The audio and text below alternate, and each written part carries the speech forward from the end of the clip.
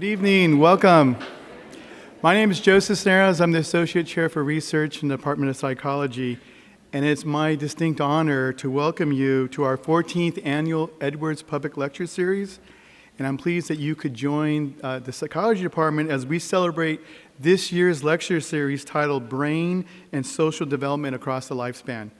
Tonight's lectures are part of a 2-week series exploring how recent research provides critical insights into brains and behavior.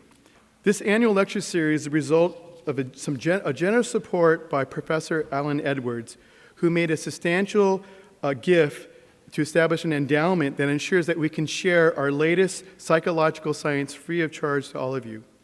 Professor Edwards was a member of our department for half a century. From his arrival in 1944 to his passing in 1994, he was an outstanding teacher, researcher, and writer who is credited with changing the way psychological research is carried out by introducing modern statistical techniques to this field. The Edwards family contribution exemplifies the impact that support from members of the community can have on psychology's ability to educate the public. Thank you to those of you in this room who are already supporters of our department. Your generosity is critical in creating opportunities for UW Psychology to solve some of the most important issues facing our society today and to support the training and education of our students. Without further delay, I would like to introduce our first speaker.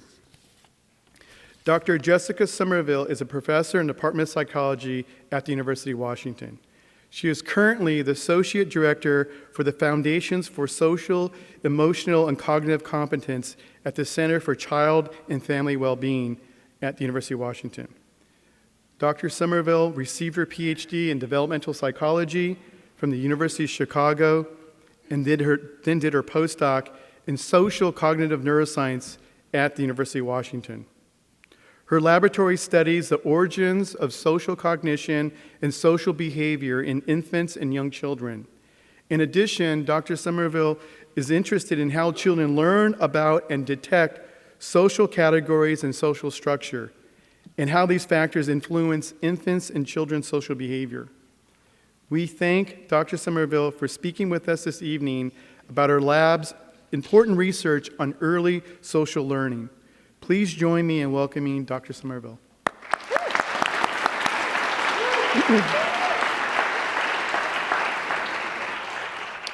All right, well, thank you, Joe, for that lovely introduction, and thank you all for coming tonight. I'm so excited to be here and to tell you about the recent work that we've been doing on early learning in the first 2 years of life.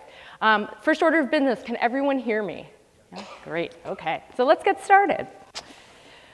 So the notion that what happens early in a child's life sets the stage for later life outcomes, the idea that early learning, the early skills that we acquire are important for later achievement, later emotional well-being is not new, and nor are these ideas mere conjectures. In fact, there's a lot of evidence that early learning is important and that supporting early learning leads to a host of positive outcomes. Here are some of them.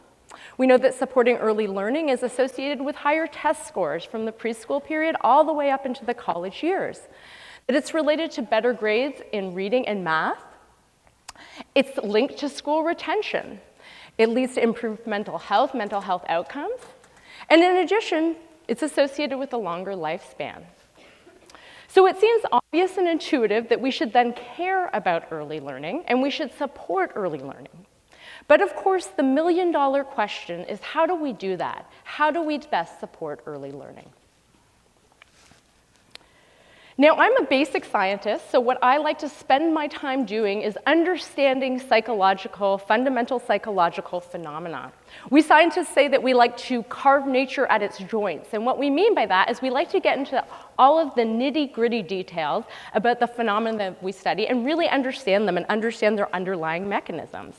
So what I want to suggest to you is that in order to support early learning, the first thing we actually need to do is to take a step back and understand and identify the principles and the processes that drive early learning.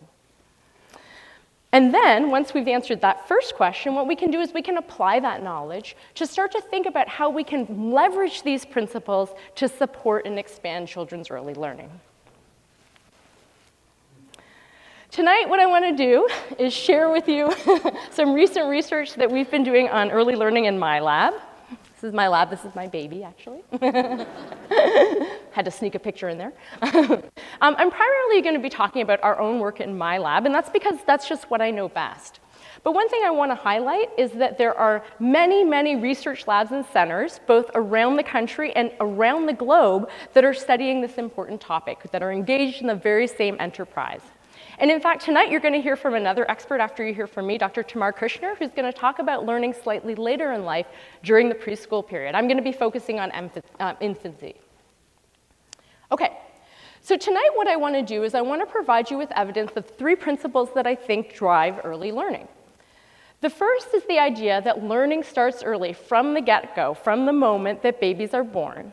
And I'm not just talking about concrete learning here, I'm also talking about more abstract or complex forms of learning. The second principle is the idea that learning is active and adaptive. And what I mean by that is that infants aren't merely passively soaking up information that they see in their world. They're learning by acting on their world. They're learning by exploring. And perhaps most impressively, they're taking what they see, they're putting it together with what they do, and they're generating new information, new ideas, new knowledge about their world. And the third principle that I'm going to discuss is the idea that learning is inherently social, that the presence of a social context is very important for learning, and even more than that, that subtle details of that social context can dramatically and deeply impact learning. So I'm going to talk about 2 different lines of research from my lab tonight. In the first part of my talk, I'll be focusing on infants' learning of norms, and in particular, their learning of sharing norms. And I'm going to use that work to illustrate this first principle, the idea that learning starts early. In the next part of my talk, I'm going to talk about a different independent line of research that we've been conducting recently in my lab that looks at infants' trying behavior, or their persistence behaviors. And across both of these lines of work, you're going to see evidence for the principle that learning is inherently social, that the social context deeply matters for learning. Okay, so let's start here with the first principle. Now, at some level, it seems intuitive and obvious to say that learning starts early. After all, if you watch infants in their actual environments, you see all kinds of learning happening. You can see infants learning to roll over, to hold their head up, to sit up, to walk, to operate toys, to use spoons. But I'm actually talking about a different kind of learning. I'm talking about learning that is more complex and more abstract. And tonight I want to convince you and share some studies with you that show that pre-verbal infants are learning things about their environment and their culture. They're learning values and norms about their environment and their culture. And that one of the ways that they're doing this is through their engagement in social interactions. So let's start with some definitions. What am I talking about when I say that infants are learning norms? So a norm is a standard or pattern of behavior, especially of social behavior, that is typical or expected of a group. We as adults hold all kinds of different social norms.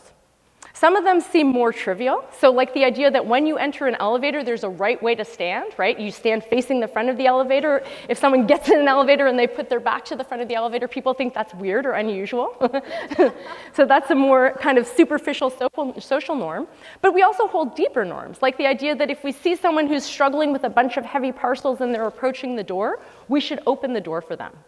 So norms are about what we expect or think people should do in certain social contexts.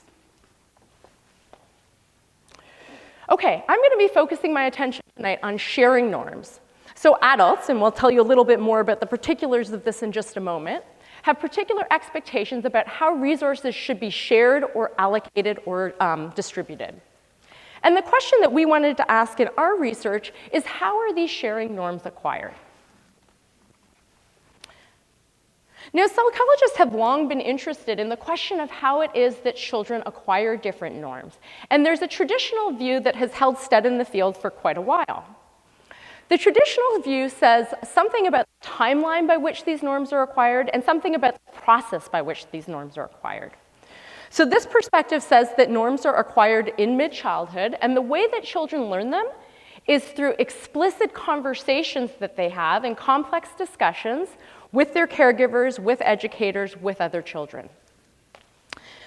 Tonight I'm going to present you with evidence for an alternate view. And this alternate view is that even within infancy, we see evidence of infants learning and understanding. And the way these norms are learned is implicitly via social interactions with other people, by interacting with other people, by watching with them, watching what they do, and by engaging with other people. Now, one of the ways that we know that adults possess certain norms about sharing is based on how they respond to events like this. So this is a resource distribution. I've just pulled still frames from a little movie. You can see that there's a person up here who has a bowl of crackers, and there are two recipients here. And you can tell, even though you don't know exactly what's going on, that what she's doing is she's distributing these crackers to the recipients. Now, adults about how this sequence of events should play out. And in particular, they think that this is how the event should end, in an equal distribution of crackers to both recipients. So there's a number of studies that have demonstrated evidence for what we might call an equality. So when adults see resource distributions and they're provided with limited information about the distributor and the recipients in the distributions, they have particular expectations about how these distributions should play out. So I just told you that they expect equal distributions of resources. Furthermore, they form judgments of people based on how they share resources. So an adult might think that this person is more nice or fair than this person, for example. And in addition, these judgments influence adults' preferences and interactions with people. So an adult might prefer to engage with or be friends with this person than this person. And even in some cases, what studies have told us is that they'll choose to punish people who deviate from this norm. So in our research, what we wanted to know was, what do infants understand about sharing norms? So what I want to do now is present you with a series of studies where we ask this question through a whole bunch of different means. And we look for evidence that infants hold expectations that are similar to those of adults, that they make judgments that are similar to those of adults, and that they show preferences that are similar to those of adults. In a number of studies, what we found is that infants appear to expect individuals to share resources equally. Now, the first question you might ask is, when you're studying infants, how in the world do you pose this question to infants? Because of course you can't just explicitly ask them, or I guess you could, but you wouldn't really get a very good answer. So what we do in our studies is we capitalize on the fact that infants like to look longer at things that are surprising or unexpected. Those are things that capture their attention. We can measure infants' looking times to different events and their outcomes to tell what they expect about those events. So in a series of studies, what we've done is show infants resource distributions just like you see here, and then we show them two different endings to these distributions. Now, the idea is that if infants, like adults, think that the equal distribution is what is expected, then the unequal distribution is the one that should capture their attention, because it's the unexpected or surprising event. And across these studies, we see evidence that infants as young as 10 to 12 months of age will show enhanced attention to unequal resource distributions, suggesting that infants expect individuals to share resources equally, much like older children and adults. In other research, we've looked at infants' judgments, and we've also found evidence that infants judge others based on how they share resources. In these studies, we start off again by showing infants' resource distributions. In this case, they see two different individuals. One person engages in resource distributions where they always finish them with equal outcomes. They're always doing equal distributions. Another person does resource distributions, but they always lead to an unequal outcome. So now we want to know, what do babies think of each of these people? And the way that we ask that question to babies is in the test part of our experiment. We show just the experimenters' faces on the screen, and they hear two different types of vocal soundtracks. So in some trials, they hear praise. Good girl, you did a good job. Way to go, good girl. And in other trials, they hear admonishment. Bad girl, you did a bad job, bad girl. And what we want to know is where infants look based on what they hear. So the idea is that if infants think that what this person did, the person who distributed the resources equally, is good or praiseworthy, then they should look at her when they hear the praise statements. And if they think that this unequal distribution, what this person did, was bad or not so good, then they should look at this person during the admonishment statements. And that's what we have found across a number of studies in infants as young as 13 months of age. So in addition to expecting equal outcomes, we know that infants judge people on the basis of how they share or distribute resources. And finally, in other studies, we've looked at infants' selection of social partners based on how they distribute resources or on how they share. So again, in these studies, infants see one person who does equal resource distributions, and another person who does unequal resource distributions. These are live events in these particular studies. The baby's watching, they're not involved in it. It's a third-party situation. And after they see these distributions, they have test trials in which they can choose who they want to interact with and who they want to play with. And during these choice trials, the previously fair and unfair people are doing exactly the same thing. So they might both be offering the same toy to the infant, or they might be at opposite sides of the room, both playing with stacking blocks. The question is, who is the baby going to choose to play with? What we find across these studies is that by 13 months of age, infants show a systematic preference for the fair distributor or for the person who distributes the resources equally. So we can see that infants choose social partners based on their social behavior. So to quickly summarize this research, I started this section by telling you that there were two views about how children or infants acquire norms. One was that it was a relatively late acquisition, and then I presented an alternate view that even infants might be learning norms. And we see that in terms of our experiments on infant sensitivities to resource distributions. Infants form expectations about how resources should be distributed. They make judgments about the person or the people who engage in these distributions, and they show preferences for people who distribute goods equally or fairly. Now, what about the process by which this happens? Of course, these are young infants, so we already know that it's unlikely that the way that they're learning or picking up these norms is via complex conversations, because they're only about a year old. What we wanted to know was whether social experience, the experience that infants have in social interactions, might help set up infants for learning these norms, might help spur an understanding of these norms. And we took two different approaches to answer this question. In the first study that I'll tell you about, we capitalized on individual variability that infants have in their social experiences. So based on past work, we know that between about 8 and 12 months of age, that's the age at which infants first start to offer or give objects to other people. In our study, we tested a group of 9-month-old infants, and these infants were variable in terms of how much individual sharing experience they had. So some of our 9-month-olds hadn't started sharing objects yet. Some of our 9-month-olds had just started sharing, but they were really only sharing with their caregiver, and some of our 9-month-olds were sharing more broadly. And we wanted to see if this type of experience was linked up in any way, shape, or form to infants' acquisition of sharing norms. In this particular study, our dependent measure was infants' expectations of resource distributions. And what we found here is that infants who didn't yet have any sharing experience didn't have any sort of specific expectation about how the resource distribution would play out. In contrast, infants who were more experienced sharers seemed to expect equal resource distributions. And those who had just started to share fell somewhere in between the two groups. It's like they were just on the cusp of getting it. So these studies provided us with evidence that the onset of sharing experience is associated with, is linked with the acquisition of sharing norms. The other way that we've addressed this question is by taking infants before they're showing us really any evidence that they can share objects with other people, and looking to see if we can intervene and actually get them to the place where they are sharing. So in this next study, we studied 7-month-old infants, and they came into the lab for 2 separate visits that were about 7 to 14 days apart, and they took part in an intervening intervention. During the first lab visit, we assessed infant sharing behavior. An experimenter just repeatedly asked the infant to share toys with her.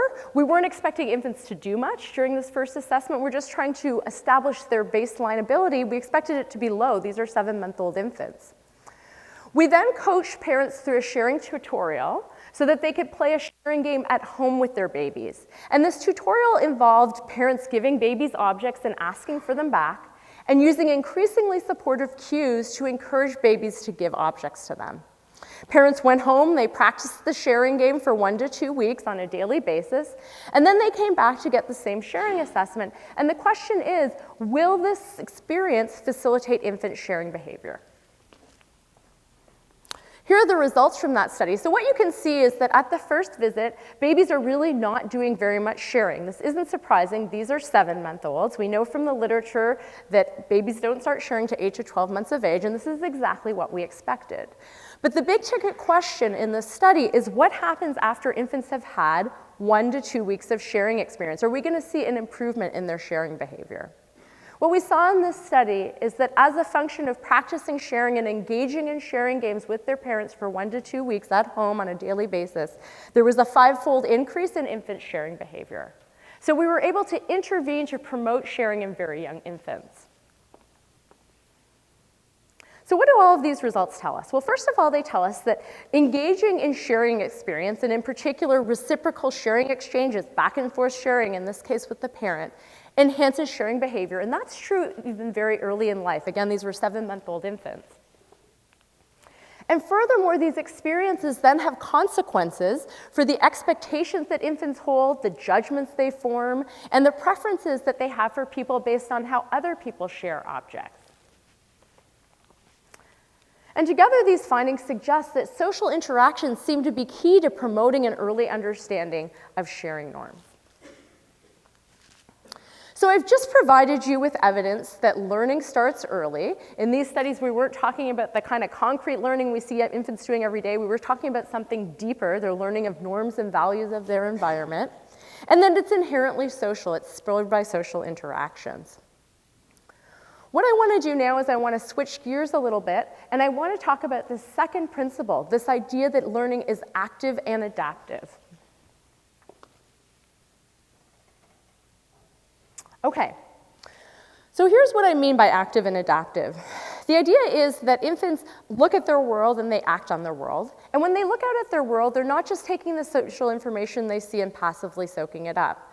They're also learning from actions on their world, but more importantly, they're taking those two pieces of information together and they're integrating them to generate new information, new ideas about how their world works, about themselves, and about other people.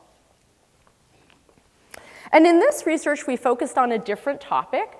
We focused on infants trying behavior, or infants learning of how and when to try.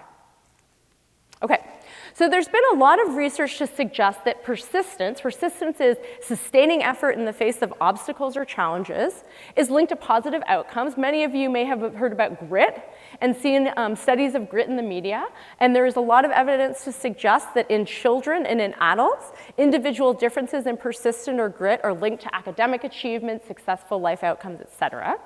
I think this research is really important, but I think there's also an important caveat here. And the idea is that while persistence is generally good and it's generally beneficial, it isn't always good or beneficial. So I can persistently try to fling myself off the top of the building many times. I might be persistent, but that's also dangerous.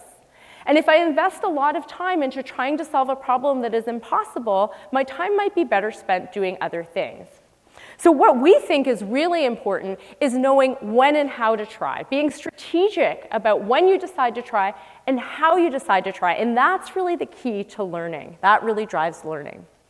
So the question we wanted to ask is whether infants can be strategic in their trying behavior and whether they can use social input from others to decide how and when to try. Okay. So I'm really excited to just tell you about this study because it's a study that we recently completed in my lab and just submitted for publication with almost 100 18-month-old infants. Here's the basics of the study. So in this study, we presented infants with a problem. Okay, so in this problem, what happens is there is a container. It has a desirable toy inside. The container's out of reach. You can't just reach for the container, but there's a rope that is attached to the container. So if you want to get the toy, you can pull the rope, bring it within reach, open the container, get the toy. And in our study, we both showed babies the experimenter solving this problem, and they got a chance to solve it themselves, and we did this repeatedly over time. What we varied in this study is the demonstration that babies saw by the experimenter. So a third of the babies in our experiment saw an easy demonstration. The experimenter pulled the rope, the bucket readily came within reach, they opened the bucket, they got the toy. Another third of babies saw a hard demonstration. So the experimenter repeatedly tried to bring the bucket within reach by pulling on the rope. She failed, she failed, she failed, and finally she succeeded. And the other third of babies saw an impossible demonstration. The experimenter repeatedly tried to pull the rope, bring the toy within reach, but she could never solve the problem. Now, when infants got a turn to solve the task, they were all confronted with the same problem, but unbeknownst to infants, the problem was impossible to solve because we glued the container to the table.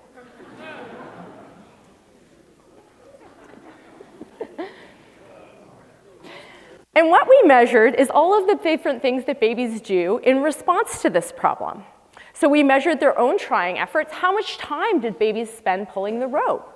How hard did they pull? We actually embedded a little force sensor into the container so we could actually look at the force that they exerted on the rope. We looked at their help-seeking behavior, so their vocalizations, their points, their attempts to get the experimenter's attention to help them solve the problem. And we looked at their emotional responses, and in particular, their negative affect. You can tell that's going to be interesting, right? Okay, and finally, at the very end of the study, we gave babies a slightly different problem, same structure, but now we changed the contingencies, so this problem was actually solvable. And what we were looking at in that situation is how much social support or encouragement does babies need to solve the task once the contingencies had changed? So we thought that our results might turn out 3 possible different ways, but we were really betting on the third option. Walk you through those possibilities. The first is that what might happen is that babies might just ignore the social input. Remember, the problem is the same for all of the infants in the study. It's impossible to solve. Babies might quickly cotton on to that and decide to stop trying really rapidly. Another possibility is that infants might simply imitate the social evidence or the social input they saw. So in this case, what we would expect is that infants would try the most in the impossible condition, because that's where they saw the experimenter trying the most, followed by the hard condition, and then the easy condition. We actually thought, though, we predicted that infants might do something more interesting, that they might take the social information that they received, integrate it with their own ongoing experience, and vary how and when they try based on the social input and their ongoing experience. So taking qualitatively different approaches based on both what they saw the experimenter do and their own experience. So to show you the results of this study, what I want to do is I want to walk you through infants' performance on each condition. I'm going to show you a short little video clip of an example, and then I'll characterize the results from you. And I'm going to tell you about the easy condition, and then the impossible, and then the hard condition. Okay, so what you're seeing is infants' very first trial, a 20-second clip of what they do in response to this problem, and obviously you've got a picture-in-picture view here.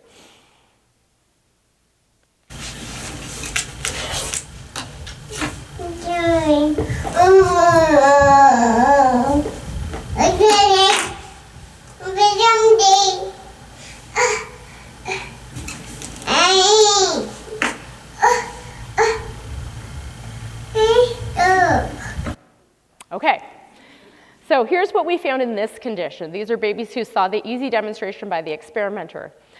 Remember, infants got 3 opportunities to solve this problem. I've only shown you 1 trial here, but we saw a rapid decrease in the amount of time infants spent trying across trials. In terms of how they tried, infants would tend to produce single high-force pulls in this condition. So what these 2 pieces of information suggest together is that what is happening here is that across trials, infants are pulling it once hard and then they're giving up. We saw a dramatic increase in negative affect across trials. So this baby was kind of starting to get a little bit fussy, but that went up quite a bit across trials. And we saw that babies frequently looked to the experimenter to get them to help her out. They gestured to the toy, they tried to grab her attention. We saw a nice example of that in that video clip. Okay, so let's turn our attention now to the impossible condition. Remember, this is the situation where babies saw a demonstration, the experimenter tried again, but consistently failed. I'll show you a video clip of that.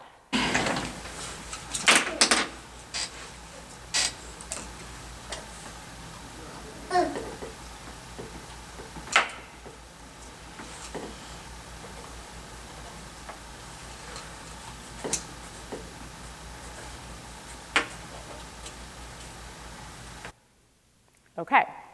So similar to the easy condition, we saw a decrease in trying time across trials, but what characterized infants' responses in this condition is low force pulls. And as you can see from this video clip, the reason for this is because what infants in this condition appear to be doing is trying out different strategies for pulling the rope. They're pulling it at different angles. At one point, he even sort of pointed the handle towards the box, so they're trying different strategies here. We saw an increase in negative affect, but it was much more moderate than what we saw in the easy condition. And we did not see much evidence that infants were trying to seek the experimenter out for help. Okay, finally, what happened in the hard condition?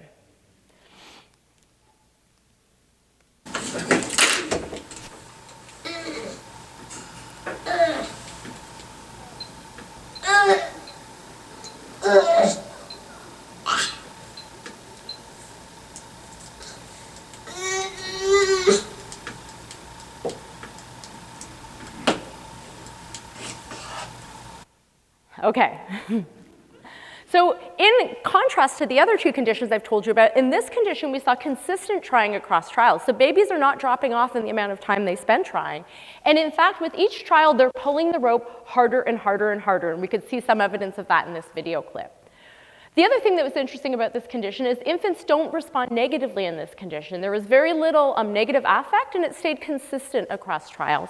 And in this condition, we also see that infants are infrequently seeking help from the experimenter. So what do these findings mean for the three possibilities that I raised at the beginning of the results? Well, they suggest that infants aren't simply ignoring the social input, right? If they were, then they would have looked the same across all of the conditions. They also suggest that infants aren't imitating the social input, and then we would have seen the most trying behavior in the impossible condition. That's not what we saw. Instead, our findings suggest that infants are doing something far more interesting and sophisticated. They're integrating what they see with what they do and what they learn in an ongoing fashion, and they're using that to qualitatively differ how they decide to try as a function of those two pieces of information. So more specifically, infants are being strategic about when and how they decide to try.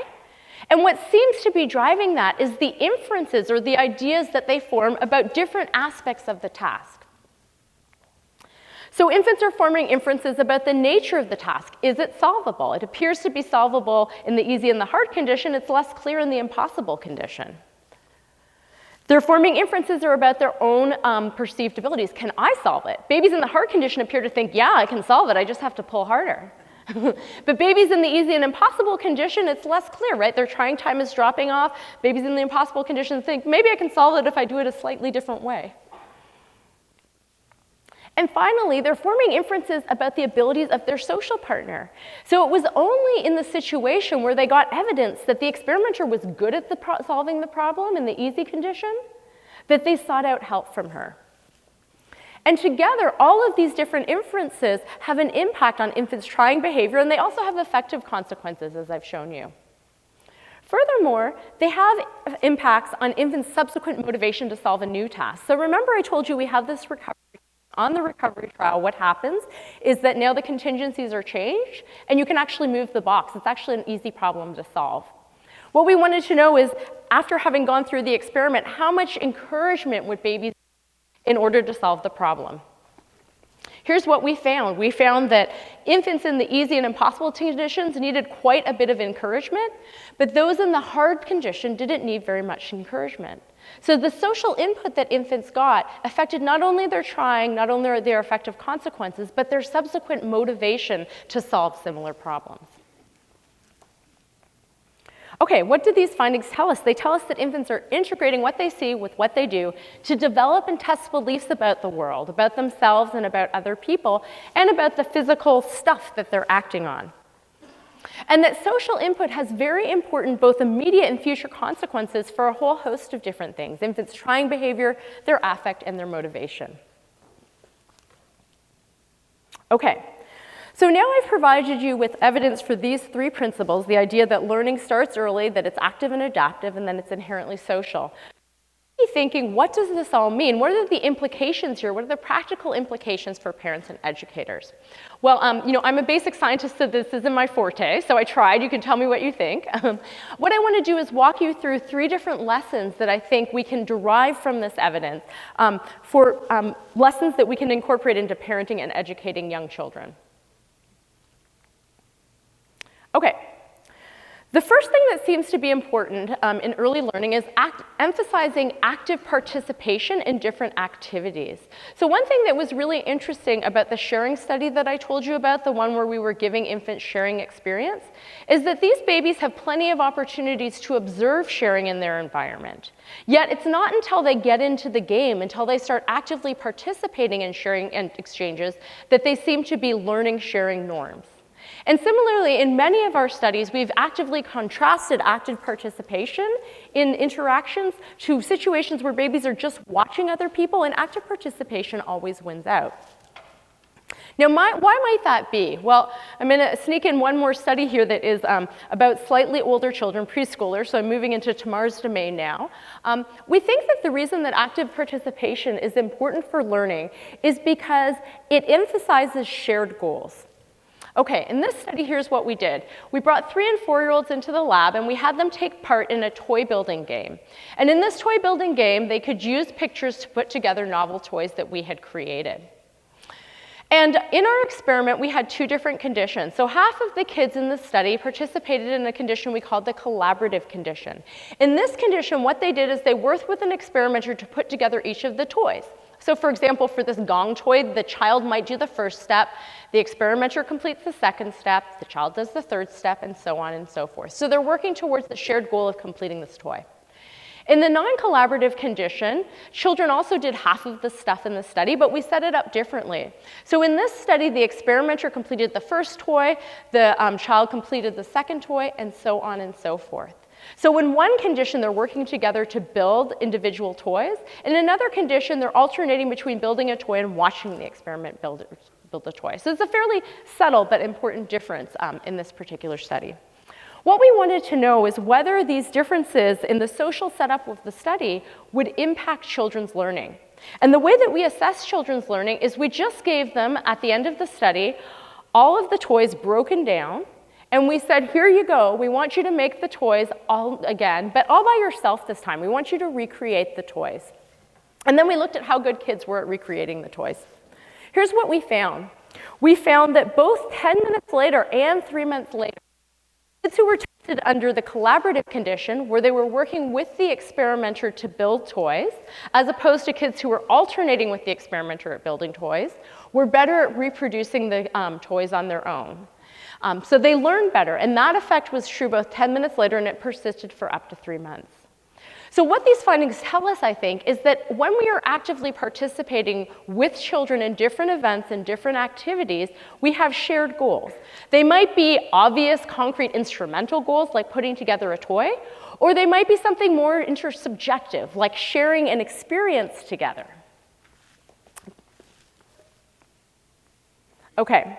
Another thing that I think our results tell us is that our words and actions matter, but maybe for different reasons than we would intuitively think. So we all think that if we sit down with a child and we have an explicit discussion with them about why something is important, that will hopefully have some kind of impact on their behavior or their learning.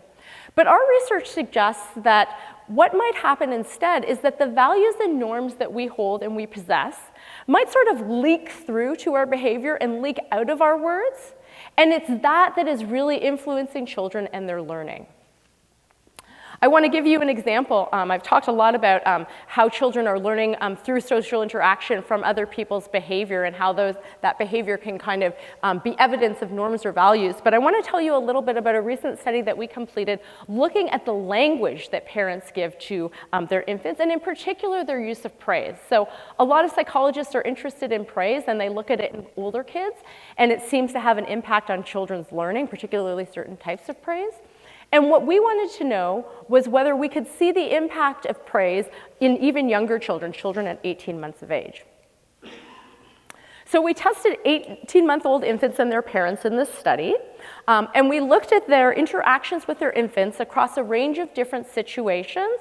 And some of them were reading picture books together, some of them were working on a task together.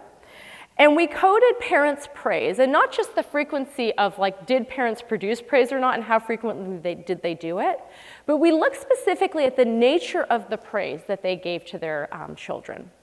So one type of praise that we often see in parental language is something called person-centered praise or person-oriented praise. Those are statements of praise that are about the characteristics of the individual or the child. So saying, you're so good, or you're so smart, that's an instance of person-centered praise. Parents also use what's called process-oriented praise. Process-oriented praise refers to making comments praising the process. You are working so hard. You're putting in so much effort. That would be process-oriented praise. And then there's just plain old generic praise, saying things like good, awesome, great job. So we wanted to know whether parents' use of praise would predict infants' trying behavior. And to test this question, we gave babies a difficult gear stacking task. So they had to stack these gears on this little spindle here. It's not an impossible task, but it's a challenging task for 18-month-olds to do. And we coded things like how long they tried for and how many gears they persisted in trying to put onto the spindle. What we found in this study is that there was a relationship between the use of parental praise and how long infants tried for, but it was quite specific to a particular type of praise. And this is the type of praise that it was specific to. It was specific to praise statements where parents are talking about effort, they're talking about the process. Not just generic praise, and not praise where parents are saying things like, you're so good or you're so smart, but praise where they're focusing really on the effort. And the reason that we think that this is an important and has an impact on infants' trying behavior is because by praising children in this way, what parents are really doing is they're telling them that effort and trying is important. So what this lesson tells us is that our norms and our values leak out through our actions and our words. So we should reflect on or think about how these norms and values are affecting the things that we say and the things that we do with our children, even when we're not in situations that we think we're explicitly trying to teach our children things. Okay. Finally, the final lesson is this idea that the things that kids see us do in the world lead them to generate all sorts of different expectations. And the match or mismatch between the expectations that they hold about the world or a particular situation and their own abilities drive a lot of their affective responses and their motivation. So to illustrate this, I want to take you back to the trying study that I told you about, where babies were seeing these different kinds of demonstrations, right? Either it was easy for the experimenter to solve, it was hard, or it was difficult or impossible. And I want to focus selectively on two different conditions, the easy condition and the hard condition. So I already told you there were differences in the affective consequences for infants depending on the social input they receive. Now I'm going to show you some actual data so that you can see the degree of these differences. So this is babies' negative affect across trials in the easy condition. You can see it goes up dramatically. And this is babies' negative affect in the hard condition. You can see it's low and it stays pretty consistent. Now, the thing that I think is so remarkable about these findings is, remember, these infants are acting on exactly the same problem. The problem is impossible for them to solve. The experience in the moment that they're having is exactly the same. What differs is what they saw the adult do and the expectations that it led them to have. So in the easy condition, infants are presumably entering the task with the expectation of like, oh, this is going to be easy. I should be able to do this. And then they can't, and that's incredibly frustrating to them. In contrast, in the hard condition, infants are presumably setting up the expectation, this is going to be really hard and challenging. And when it turns out to be really hard and challenging, that's okay with infants. They don't get frustrated. So what these findings tell us is it's not so much the experience that infants or children are having in the moment and how much difficulty they're encountering in the moment. It's the expectations about how hard something will be going into that. And we set those expectations not just through saying things like this is going to be really hard or this is going to be really easy, but the things that we do in everyday life either infer or expect something to be hard or easy. So it's important to reflect on, the expectations that we set up for infants. Okay, so I just want to end here by taking you sort of back to the beginning of the talk. And at the beginning of the talk, I said that I think that it's really important for us to start to identify the principles that underlie early learning. And that in turn, by doing that, we can gain leverage or make progress on facilitating or supporting children's early learning and development.